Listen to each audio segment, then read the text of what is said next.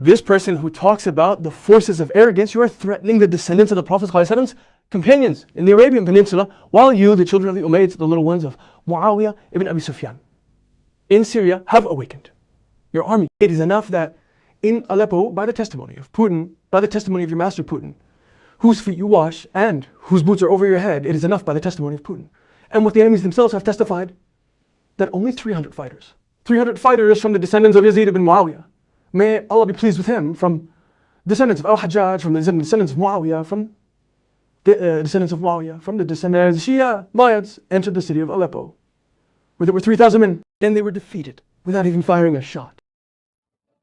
A group of the armed opposition approached Aleppo. 3,000 people were defending Aleppo, and 350 militants, the city, the government forces and the forces affiliated with Iran and the units affiliated with Iran had, without a battle, and abandoned their positions.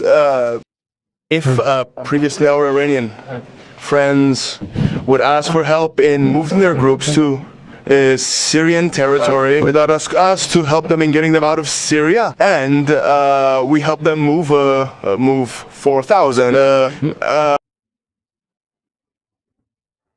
Before you ask the Gulf states to expel American forces, we ask you, when you and your father brought in the Russian officers who are a crusader force and killed Muslims in Syria, was it not Iran, led by Qasem Soleimani, that summoned them? Is this not the front of disbelief and arrogance? And the front of Russia, Putin, his crimes, and the explosive barrels used against 2 million Muslims in Syria, including children and women. If Putin could not protect you and your 30,000 soldiers fled before 30 of the descendants of Yazid and Muawiyah, you can only protect yourself. Who protects this one on his seat? I mean, if America just let the tribes of Iraq or the tribes of Kuwait loose, I swear to God, they would enter Tehran in 15 minutes. I swear to God, by the one other than whom there is no God.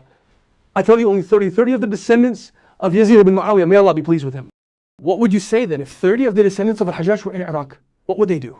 He and his father were the ones who cooperated in the occupation of Iraq, and they entered Iraq on the backs of American tanks. He lectures us today about arrogance and dignity.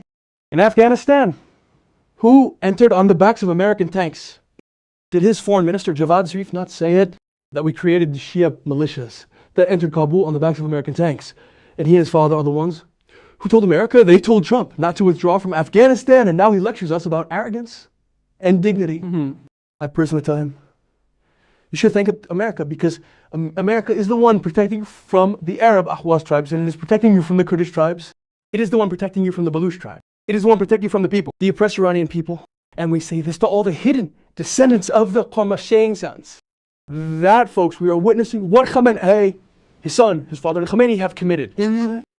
Much more than what Hassani Sabah, the leader of the assassins, committed. Hassani Sabah, to the best of my knowledge, did not kill children, and did not rape women, and did not kill 2 million Muslims in Iraq, nor 2 million Muslims in Syria, nor hundreds of thousands of Muslims in Yemen, nor such thing. Of course, they did not possess the power. I mean, these people, their crimes are like the Qarmatians.